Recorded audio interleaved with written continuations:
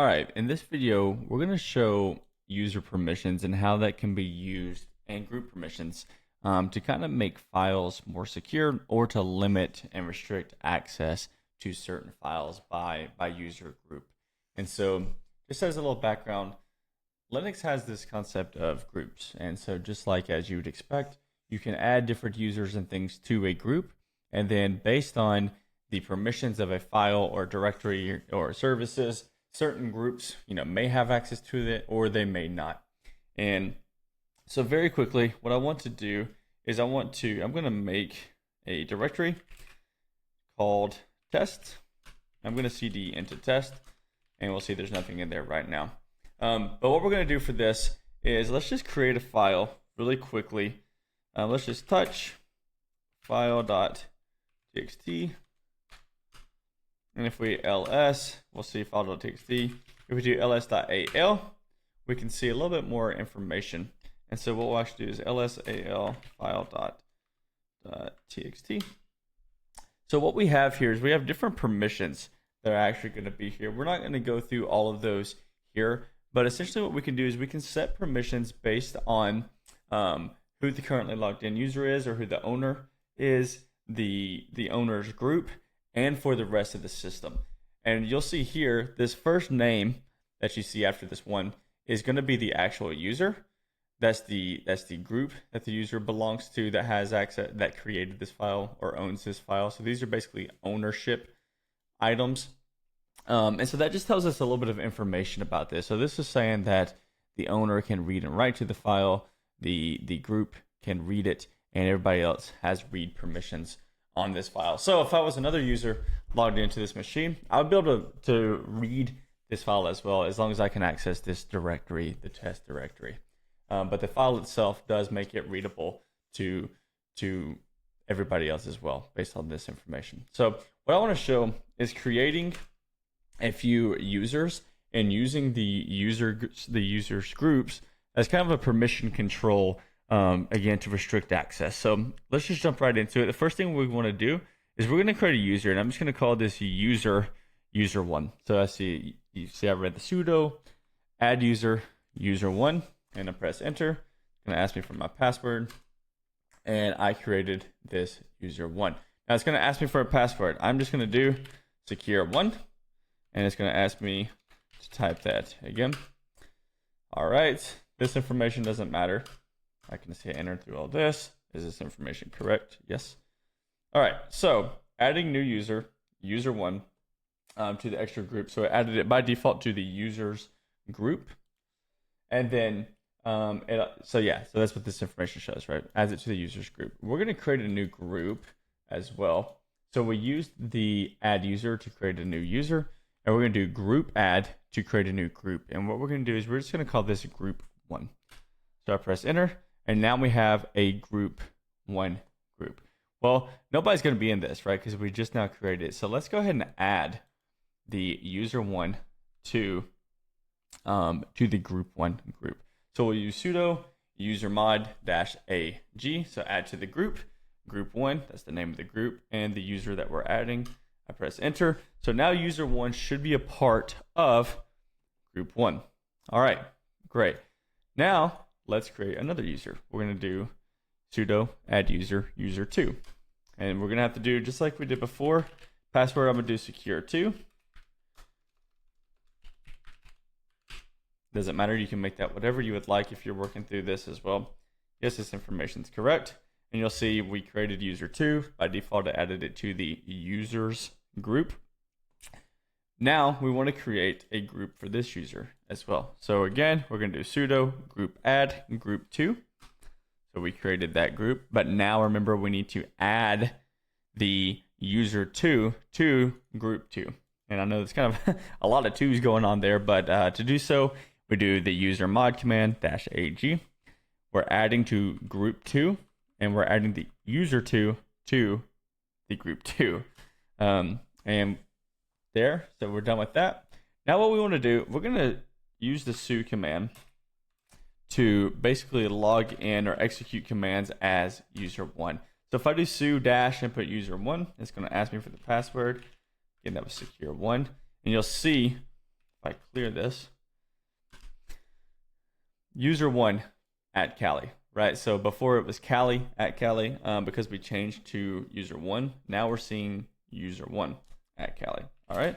So if we cd back into test, it doesn't exist. Why? Because we're logged in as a new user, right? So all the files and permissions and everything that existed for Kali actually don't exist for this user. All right. So what we want to do is we want to let's print our working directory. So see where we're at. We're at home user1. So if I cd back, now I'm in the home directory.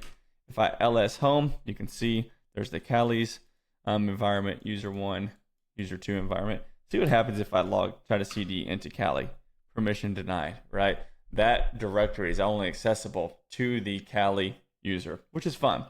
So what I want to do, because this home directory is something that all these users could access, just like we just did, API hackers, another user that I've created on this machine for other demonstration purposes. But what we want to do is let's create a file.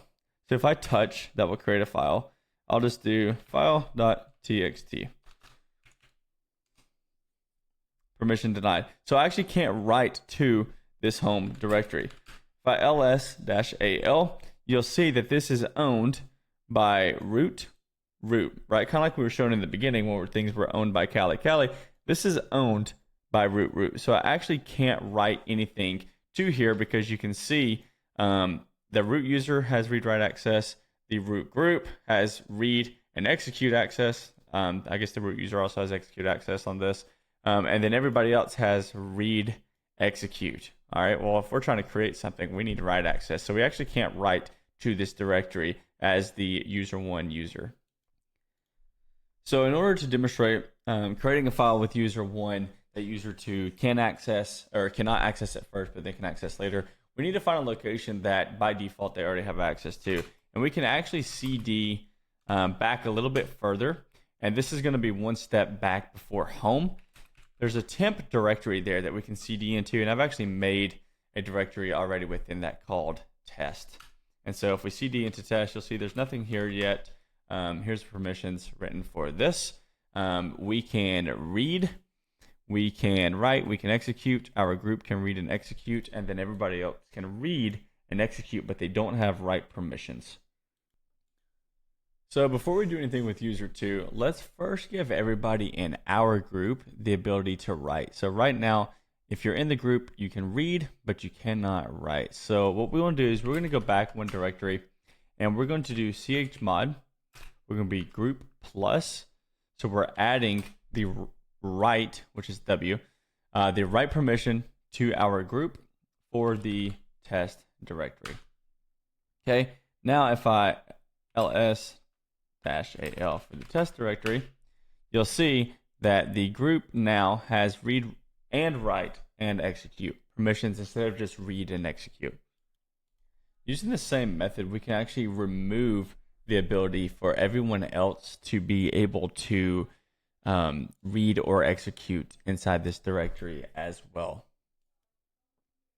So if we only want, say we want read-write access for our current user or for the owner, and we want the group to be able to have read, write, execute access, but everybody else we don't want to be able to read or write or execute that, then we can change the permissions to restrict everybody else as well.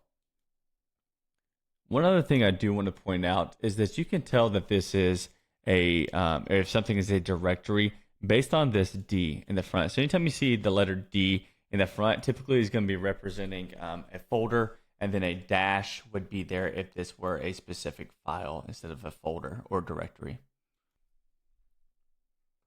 So what we did here is we ran the chmod command. We used the O to signify other, which is this last set of read, write, execute permissions. Again, so this is not the owner, not the owner's group, but this is everyone else. And what we did is we removed the read, write, execute from test. So now if you look at the permissions, the owner can read, write, execute in this directory. The group, which is user1, can read, write, execute, but everyone else does not have access to read, write, or execute within this temp/test directory. So now we're going to log in as our user2 and test this out. But first, let's actually create a file within this folder for other demonstration purposes. So I'm going to cd into our test directory. We'll see there's nothing in here right now. If we do, let's actually echo something in it so that we have something.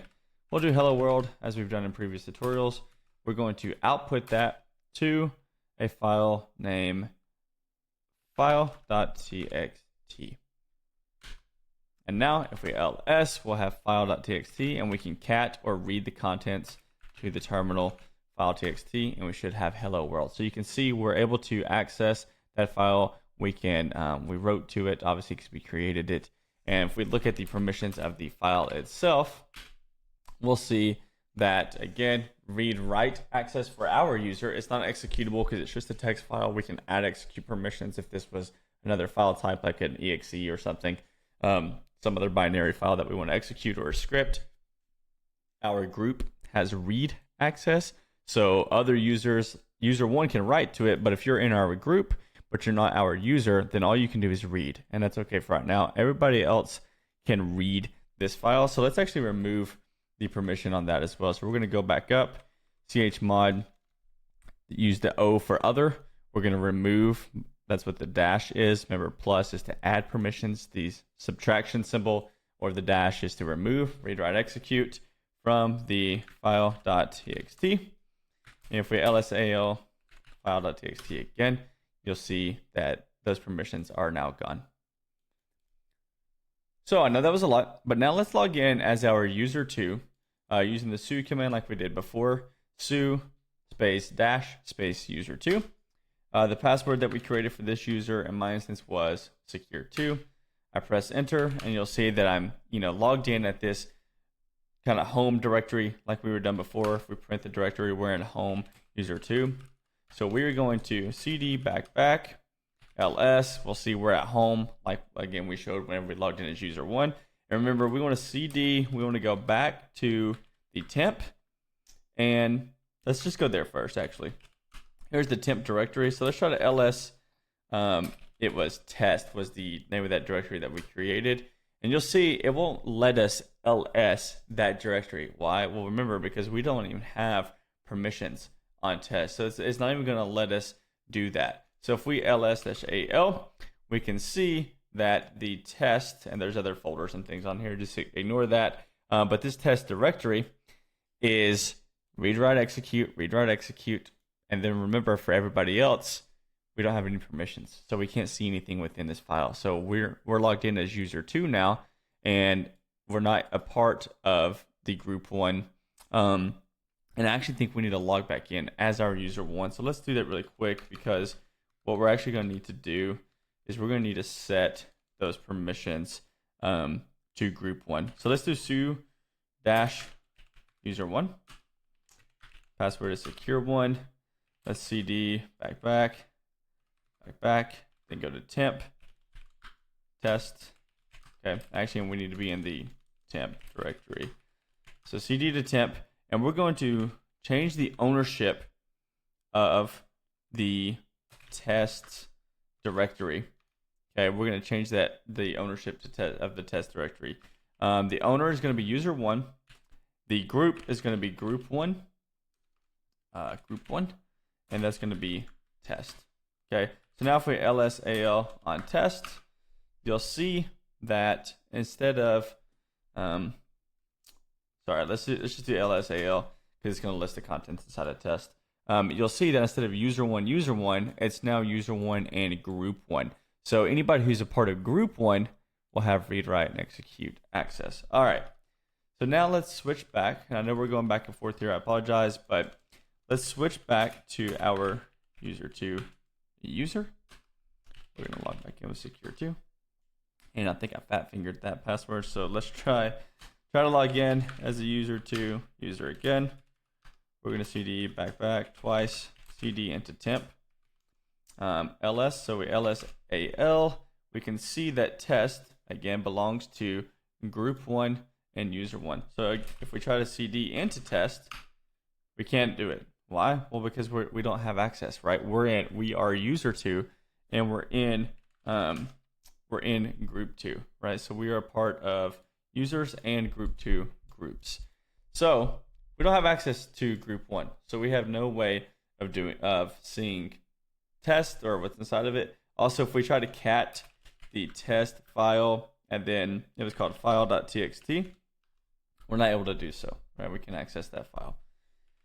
All right, so how can we, so backing up, that shows how we created a file, created a group from the user1 user who's part of the group 1 group, and we restricted access to only that user and that group being able to read, write, and execute from within the test directory and to access that file.txt.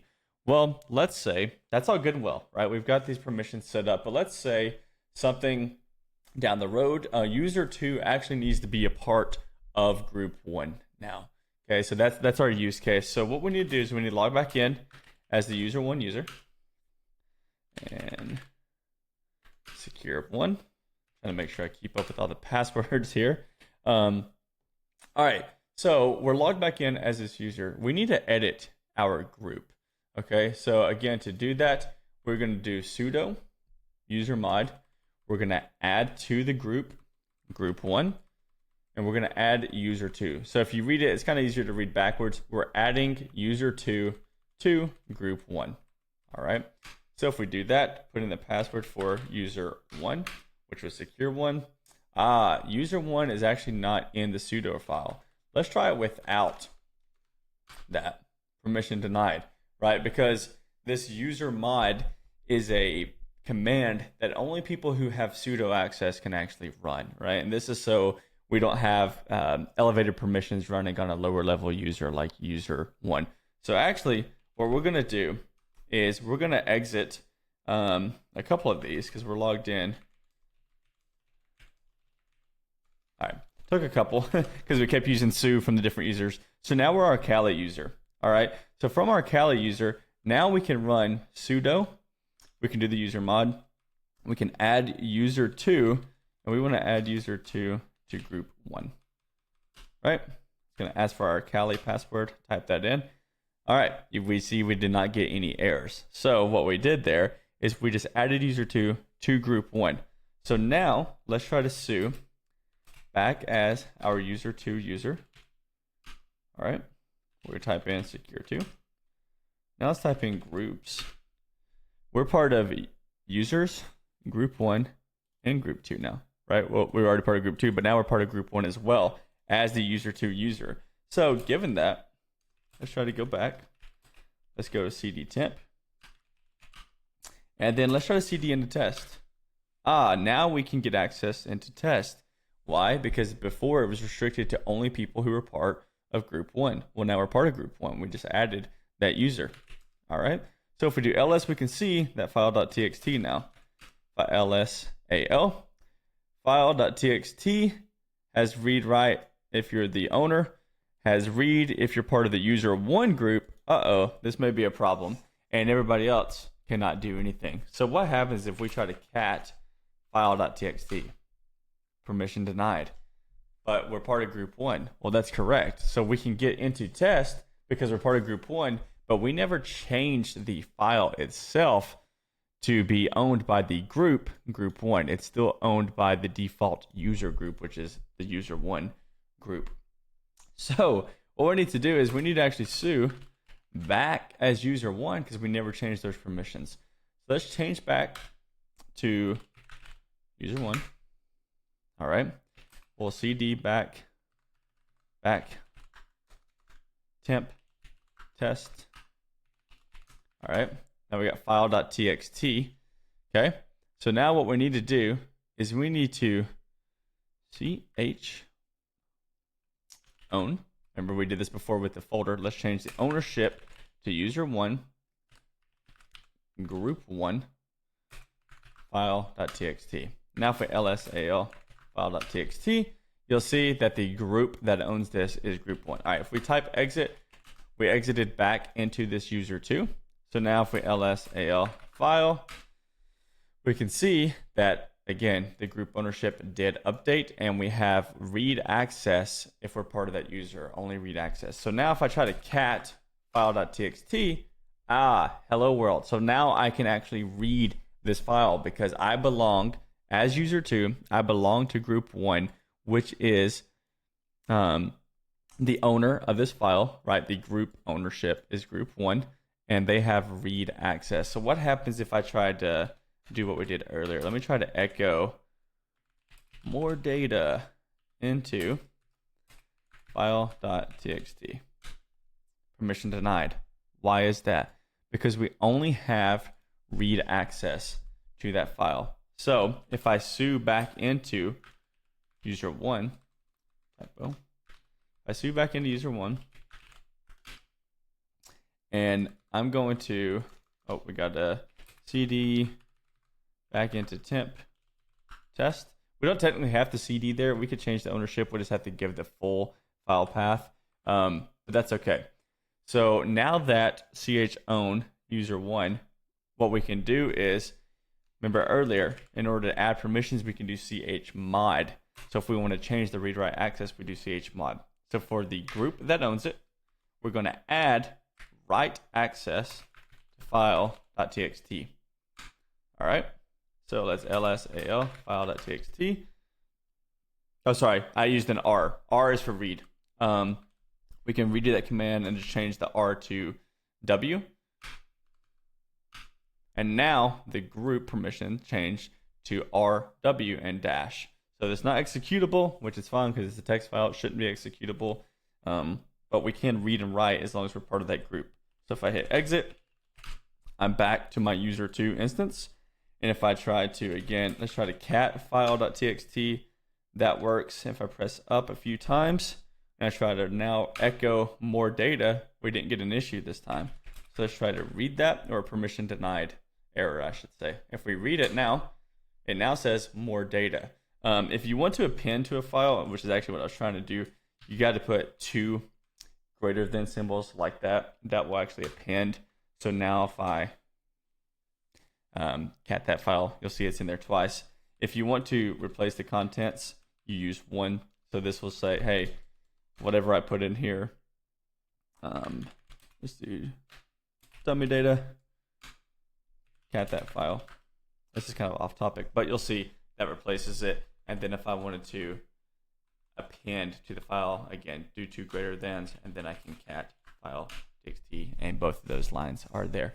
That's besides the point for this tutorial, but the whole purpose of this was to show you how you can create users, you can create user groups, and then you can set the directories or folder permissions and file permissions based on a user's group. So this is good for, let's say in a real scenario, you may have the accounting department, right? Well, the accounting department, we only want users who are in the accounting department group to have access to the accounting folder, right? Or certain things, certain files and folders that are on this system. Well, this is a kind of an example of what you could do to kind of restrict the access. And then as new users come in, you could add them to that user group, and then they would be able to access everything that anybody in that group could access. So I hope that was helpful to understand doing file permissions by user and groups.